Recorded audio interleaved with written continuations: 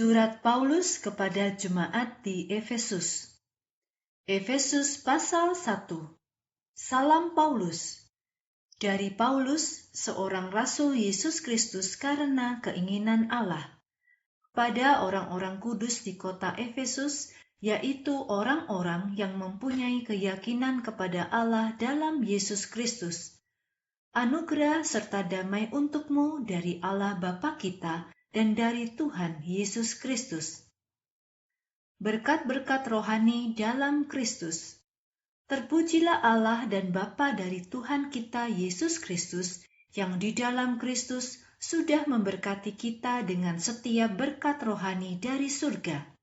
Sebab dalam Kristus, Allah telah memilih kita sebelum dunia diciptakan, supaya kita kudus dan tidak bersalah di hadapannya.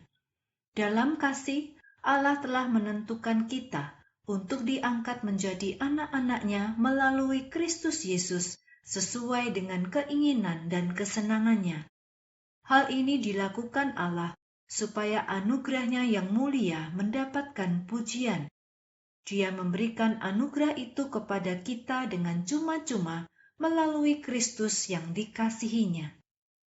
Dalam Kristus, kita mendapatkan penebusan melalui darahnya, yaitu pengampunan atas dosa-dosa kita sesuai dengan kekayaan anugerah Allah. Ia memberikan anugerah itu kepada kita dengan melimpah, dengan penuh hikmat dan pengertian.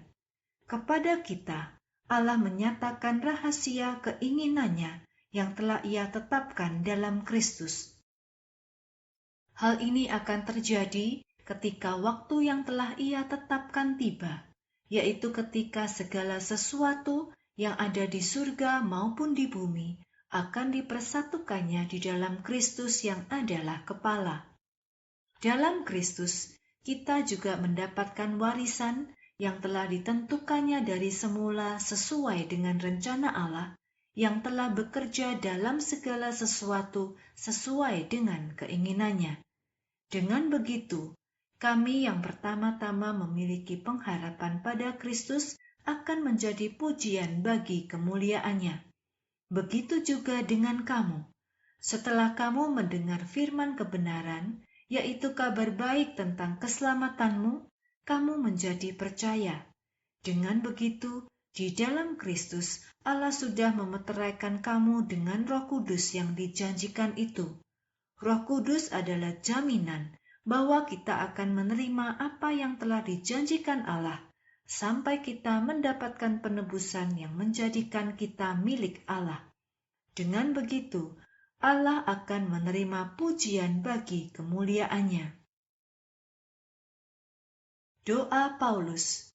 Itulah sebabnya, sejak aku mendengar tentang keyakinanmu kepada Tuhan Yesus dan kasihmu kepada semua orang kudus, aku tidak pernah berhenti bersyukur, dan aku selalu mengingat kamu dalam doa-doaku.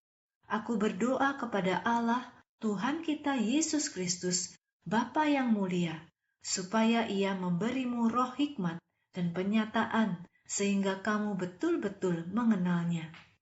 Aku berdoa supaya Allah menerangi mata hatimu. Dengan begitu, kamu dapat mengerti pengharapan yang terdapat dalam panggilan Allah. Kamu juga dapat mengerti tentang kekayaan yang terdapat dalam warisan mulia yang Ia janjikan kepada orang-orang kudus.